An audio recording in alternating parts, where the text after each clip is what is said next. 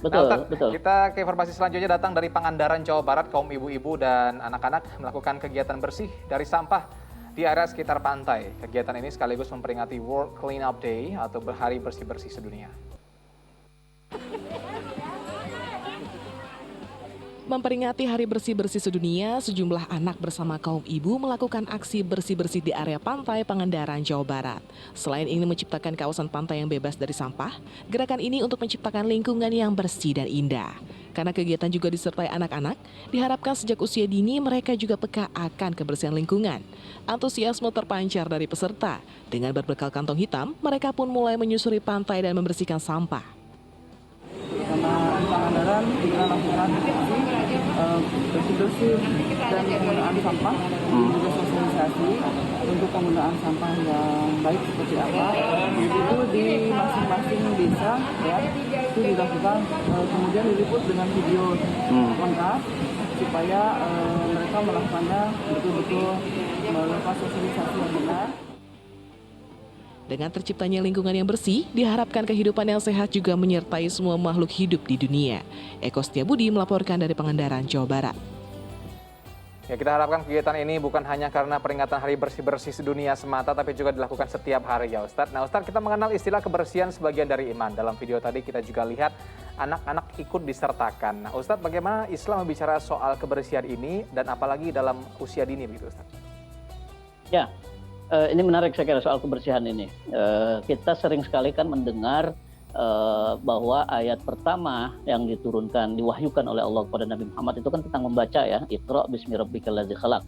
5 ayat pertama. Tahu nggak, kita pernah bertanya nggak ayat yang kedua diturunkan itu apa? Kalau yang pertama Iqra bismi rabbikal ladzi khalaq, khalaqal insana min 'alaq sampai 5 ayat. Lalu yang kedua diturunkan itu apa? Nah, ternyata kalau kita baca sejarah turunnya ayat-ayat Al-Qur'an, itu yang kedua diturunkan itu surat Al-Muddatsir yang bunyinya ya ayyuhal muddatsir qum fa'anzir wa rabbaka fakabbir wa siyabaka fatahhir. Yang ayat terakhir yang saya baca wasiyabaka fatahhir itu artinya pakaianmu bersihkanlah gitu. Bersih artinya ini apa? Islam sejak semula setelah mengajarkan atau memerintahkan umatnya untuk membaca ini, untuk membuka wawasan, untuk membangun peradaban, Islam juga mengajarkan kita untuk bersih sejak sedini mungkin.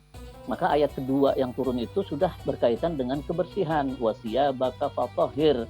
Nah, ini dengan fakta turunnya 2 ayat pertama, yang pertama tentang membaca, yang kedua tentang kebersihan, ini seolah-olah memberi garis besar kepada kita bahwa 2 hal itu seharusnya menjadi habitat, menjadi bukan habitat, menjadi kebiasaan orang Muslim. Kita nggak boleh nggak membaca, kita nggak boleh nggak bersih, kita harus selalu bersih.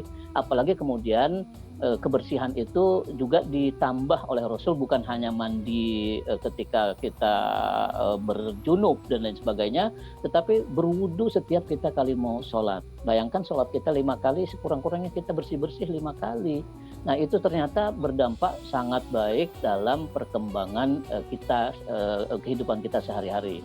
Banyak orang non-muslim yang saya pernah baca di Eropa, di Amerika, itu masuk Islam gara-gara mengetahui kebersihan yang diajarkan oleh Islam. Nah tentu gerakan yang dilakukan pada Hari Kebersihan Dunia ini yang melibatkan anak-anak, ini sebuah langkah yang sangat positif dan memang seharusnya sejak dini mungkin kita ajarkan, sebagaimana Allah juga menurunkan wahyu tentang kebersihan pada masa-masa yang sangat dini gitu. Ayat yang kedua, baru kemudian setelah Nabi pindah berhijrah ke Madinah, ayat-ayat yang turun itu berkaitan dengan ekonomi, berkaitan dengan tatanan masyarakat dan lain-lain. Tapi soal kebersihan ternyata sudah dibahas sejak ayat kedua turun yang masih belum sah. Itu saya kira sebuah pelajaran buat kita bahwa membiasakan kebersihan kepada anak-anak kita pun harus sedini mungkin. Gitu, saya kembalikan ke Mas Hasan.